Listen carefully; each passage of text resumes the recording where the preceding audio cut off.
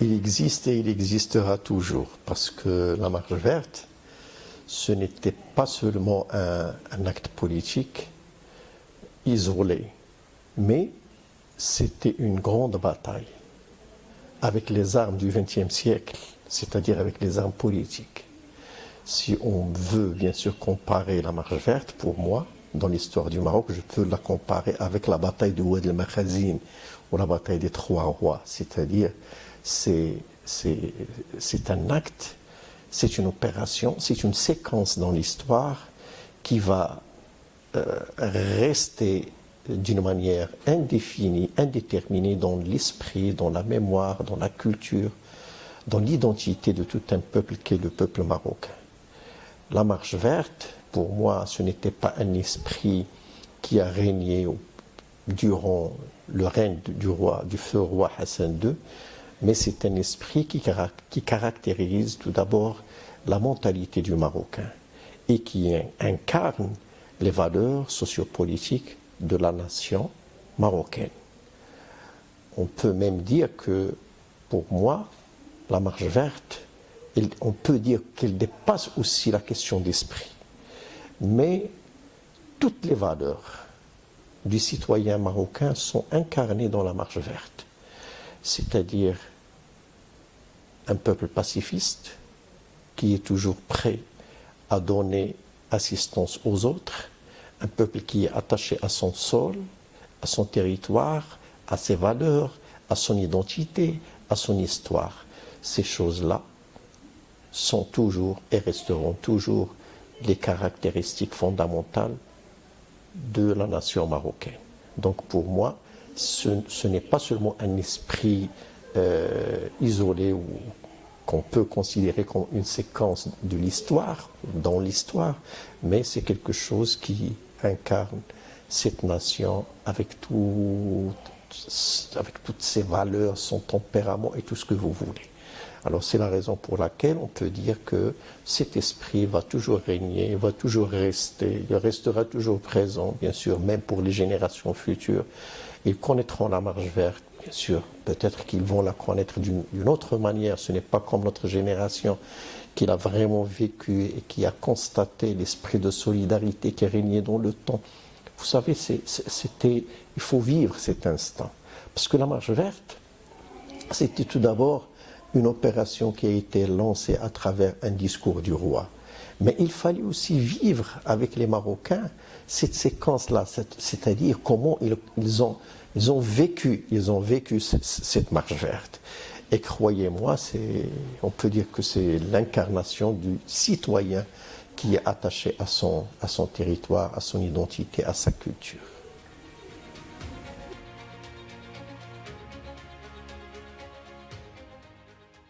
Une victoire finale, avec ce qui se passe au niveau régional, il me semble qu'il est encore un peu, je ne dirais pas loin, mais il demande encore un peu plus d'efforts, plus de solidarité, plus de perspicacité et beaucoup d'éveil. Pourquoi ? Parce que jusqu'à présent et depuis 1975, on peut dire que grâce à Sa Majesté le roi Mohamed VI, la diplomatie marocaine a réalisé beaucoup de, je ne dirais pas de victoires, mais beaucoup de triomphes. Et jusqu'à présent, la gestion de la diplomatie marocaine est une diplomatie, on peut la qualifier de réussite. Mais il faut aussi prendre en considération ce qui se passe au niveau régional et au niveau de l'Afrique du Nord et au niveau continental. Pourquoi ? Parce que jusqu'à présent, nous avons toujours des voisins qui, à chaque fois, si vous voulez, nous causent beaucoup de problèmes, essayent bien sûr de détourner les regards du monde vers une autre réalité que nos voisins ont créée.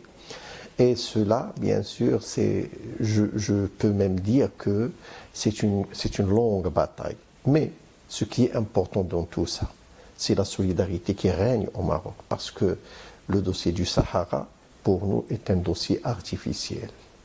Nous sommes convaincus au Maroc que nous avons un droit, que le Sahara fait partie de notre patrie, que le Sahara était toujours marocain et le restera. Et ce qui est important, à ce niveau-là, je peux dire que c'est une victoire absolue. Et la victoire, la réalisation de la victoire absolue commence de ce point-là. Nous avons réalisé beaucoup de points positifs, surtout ces derniers temps avec ce qui s'est passé avec les États-Unis, ce qui va se passer bien sûr avec d'autres membres au niveau du Conseil de sécurité, parce qu'aujourd'hui, tout le monde est convaincu que derrière l'Algérie, il y avait un mensonge. Et tout le monde, ceux qui sont objectifs plus ou moins, savent parfaitement bien que la naissance d'un peuple sahraoui est une manœuvre algérienne. Et bien sûr, les spécialistes savent parfaitement bien comment les milices du Polisario et comment l'armée algérienne sillonnait beaucoup de régions pour enlever des familles tout entières et les entasser dans les camps de Tindouf. Ça, c'est une réalité que tout le monde connaît. Aujourd'hui, heureusement, grâce à la diplomatie marocaine, il y a, si vous voulez, il y a beaucoup de pays qui ont constaté que la réalité est tout à fait autre et que c'est un mensonge qui a totalement été créé par le pouvoir politique algérien et grâce bien sûr à l'assistance de la Libye dans un certain temps. Mais aujourd'hui, heureusement, grâce à la diplomatie marocaine, grâce à l'ouverture et au retour à l'Afrique, aujourd'hui il y a beaucoup de choses qui sont en train de changer. Je peux même dire que nous avons réalisé beaucoup de points positifs. Nous avons convaincu beaucoup d'États pour qu'ils changent d'avis. Nous avons bien sûr convaincu d'autres pays, d'autres États pour ouvrir des consulats et pour ouvrir des ambassades au Maroc et des consulats dans les régions du Sud. Cela veut dire que certes, ces pays-là considèrent que la réalité est toute autre, mais le chemin, je peux même dire que le chemin encore est plus long sur le plan de la diplomatie et sur le plan de la géopolitique. Parce que notre voisin, pour lui, considère que, je ne dirais pas que le Sahara n'est pas marocain, non, loin de là, mais il considère que le Maroc ne devait pas exister. Peut-être, voilà, c'est la conception des Algériens. Ils constatent que le Maroc ne devait pas exister comme voisin. Il devait y avoir directement le territoire algérien et l'Atlantique. Donc c'est un grand complexe pour le pouvoir politique algérien. On n'y peut rien pour changer ça. Mais notre Sahara, notre bataille demande plus je dirais, de bataille, plus de solidarité, plus d'éveil de toutes les forces politiques au Maroc et plus de solidarité. Heureusement, aujourd'hui, nous sommes un pays où il y a beaucoup de stabilité. Nous avons pu mener une politique de développement que tout le monde constate. Au niveau des régions du Sud, nous avons pu mettre en place si vous voulez, une discrimination positive au niveau du développement. Et les régions du Sud, bien sûr, connaissent un exploit extraordinaire.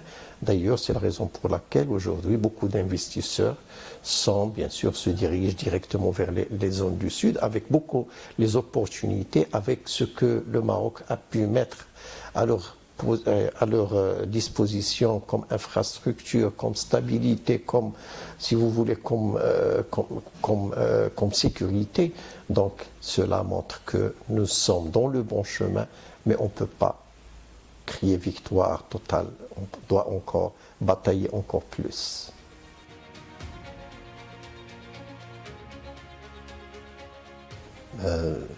Tout d'abord, j'aimerais bien lui souhaiter une bonne chance parce que c'est un très grand diplomate qui partage avec nous la culture et le tempérament de la Méditerranée.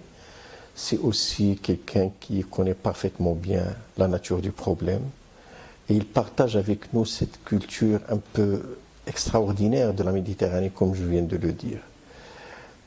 Aussi, sa qualité d'universitaire, bien sûr, va l'aider énormément à assurer cette mission qui sera un peu délicate.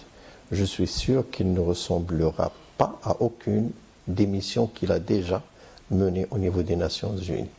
Mais le profil de l'homme, il me semble qu'il va faire bouger les choses. Bien sûr, cela ne dépend pas du Maroc, parce que le Maroc, ses bras sont toujours ouverts, il est toujours là pour une solution qu'il a déjà proposée, c'est-à-dire pour trouver une solution définitive au problème. Ce n'est pas comme ce que, bien sûr, nos voisins essayent de faire. Je crois que M. de Mistura aura la tâche difficile à convaincre, non pas le Polisario, mais à convaincre l'Algérie qu'il est temps de trouver une solution à ce problème et que la région tout entière doit inaugurer une nouvelle ère. Aujourd'hui, on sait parfaitement bien avec ce qui s'est passé durant le Covid. Aujourd'hui, il n'est plus question de traîner le monde entier dans des conflits artificiels, dans des conflits que le monde entier paye le prix très cher. Aujourd'hui, ce problème, si on veut le qualifier au niveau des Nations Unies, c'est parmi les plus anciens problèmes, les plus anciens dossiers qui existent. Cela entraîne beaucoup de dépenses, beaucoup d'énergie, beaucoup de force, beaucoup de crainte même et de peur. Donc il est temps bien sûr, pour que nos voisins sachent parfaitement bien qu'une nouvelle ère doit commencer et doit régner sur la Méditerranée. M. de Mistura connaît parfaitement bien que la Méditerranée a besoin de paix et que la rive sud est tellement importante, non pas seulement pour l'Europe, mais pour le monde entier, et que ce problème a beaucoup duré. Tout ce que je peux dire, c'est qu'avec son expérience, son savoir, sa sagesse, peut-être qu'il réussira dans cette mission. Mais comme je viens de le dire, cela ne dépend pas du Maroc, cela dépend de l'Algérie. Il faut bien sûr qu'il arrive à convaincre l'Algérie d'avoir une nouvelle vision de la Méditerranée, une nouvelle vision de la région et aussi une nouvelle vision de la situation, bien sûr, de l'Algérie, que ce soit au niveau régional ou au niveau international. Donc sa tâche ne sera pas du tout facile, pas seulement au niveau du Maroc, mais au niveau de l'Algérie. Mais seulement, bien sûr, c'est un homme qui connaît parfaitement bien ce qui règne dans la région. Et avec le partage de si vous voulez, de ce patrimoine culturel et politique, je crois peut-être qu'il arrivera à faire bouger les choses. De toute façon, c'est ce que j'espère pour lui.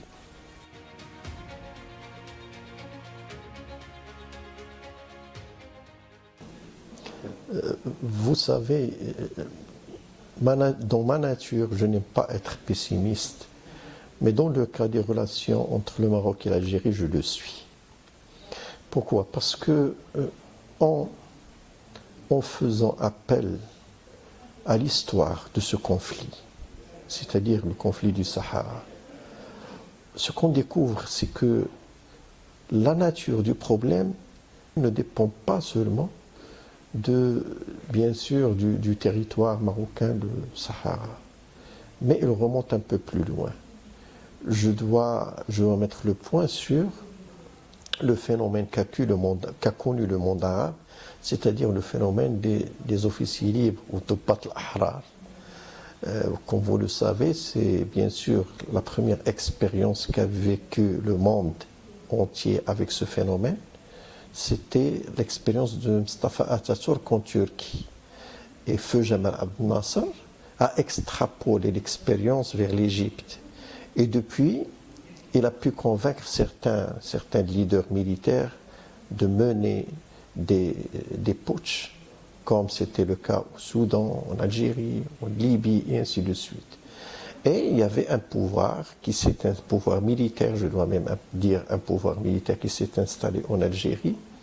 Et ce pouvoir, il était bien sûr convaincu que le monde entier, surtout le monde arabe, doit passer par le même trajet, par la même trajectoire que, bien sûr, que l'Égypte, que la Turquie, que l'Algérie, et ainsi de suite. Donc pour le pouvoir politique en Algérie, c'était une affaire existentielle. Pour eux, le Maroc n'a pas le droit de choisir ni son histoire, ni son pouvoir, ni son avenir, rien du tout. Il doit bien sûr être, si vous voulez, un duplicata de l'Algérie et de l'Égypte. Chose qui est pratiquement impossible parce que le Maroc traîne derrière lui des siècles et des siècles de l'histoire. Au Maroc, il y avait toujours un empire qui a existé et qui était connu par le monde entier, par les anciens empires tels que l'empire japonais, l'empire anglais, l'empire espagnol. Les Algériens, pour eux, non, tous, le Maroc doit tout effacer. Et bien sûr, doit connaître la même histoire, la même trajectoire que l'Algérie.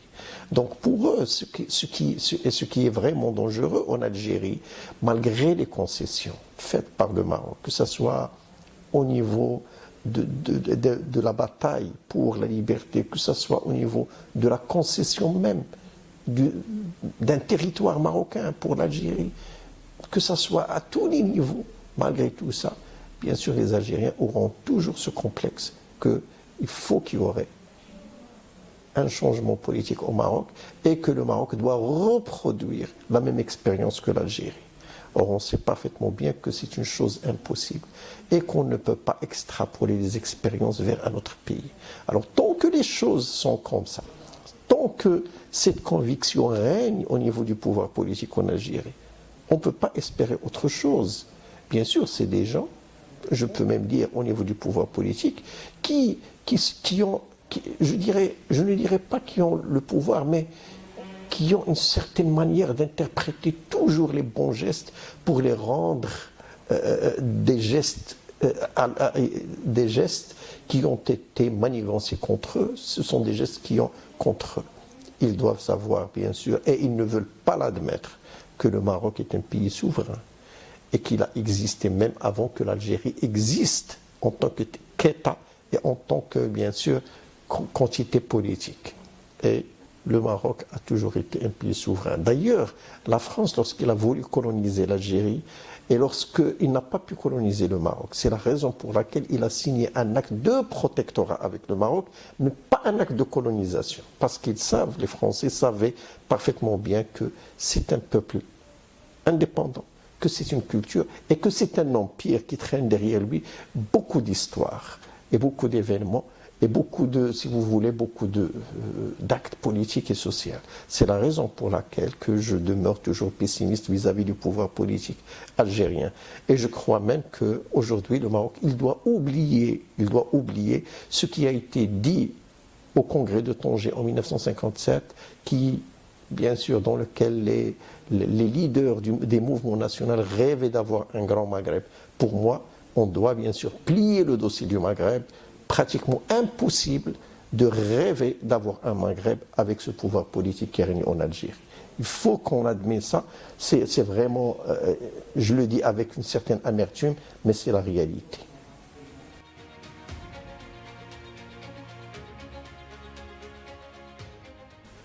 Je crois que la société civile, avec ces derniers temps, a une grande responsabilité dans la promotion de bien sûr, du dossier, mais aussi, je ne veux pas seulement m'arrêter au niveau de la société civile, mais même au niveau du citoyen.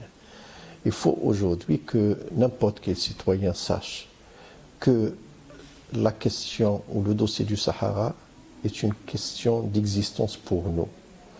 Parce que c'est quelque chose qu'on doit bien sûr avoir présent dans l'esprit et dans notre vie.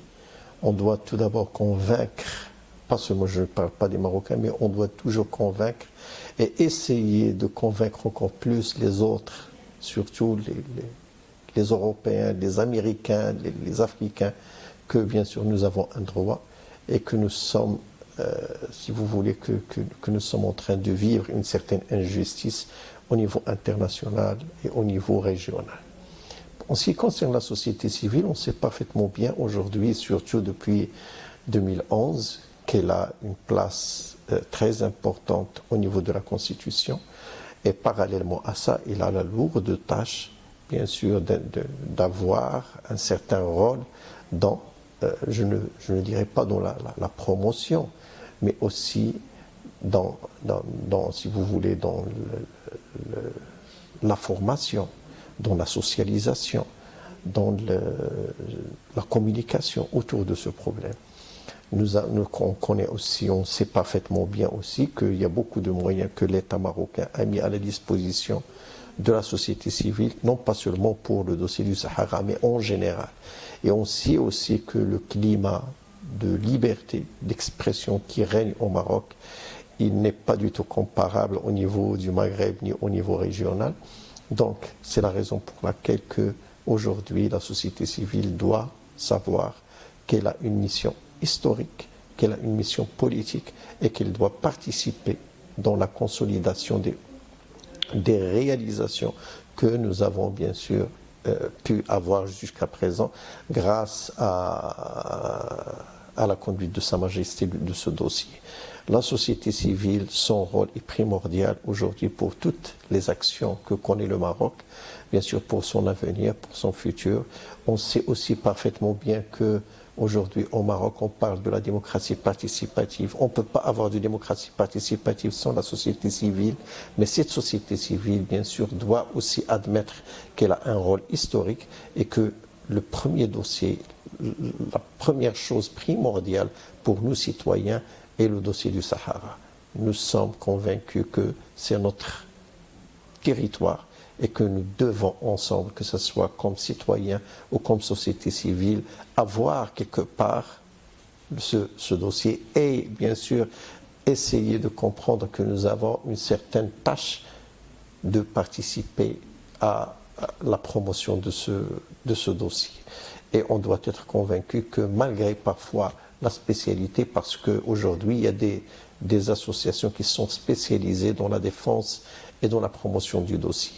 Mais pour moi, ce n'est pas la responsabilité seulement de ces associations, mais c'est la responsabilité de tout le monde, que ce soit la société civile qui opère dans le monde du sport, le monde de la culture, dans le monde de l'art. Tout le monde doit savoir qu'il a une mission et bien sûr qu'il doit participer à la promotion de ce dossier, chacun dans sa spécialité et dans son domaine, pour essayer bien sûr de protéger notre futur et notre avenir.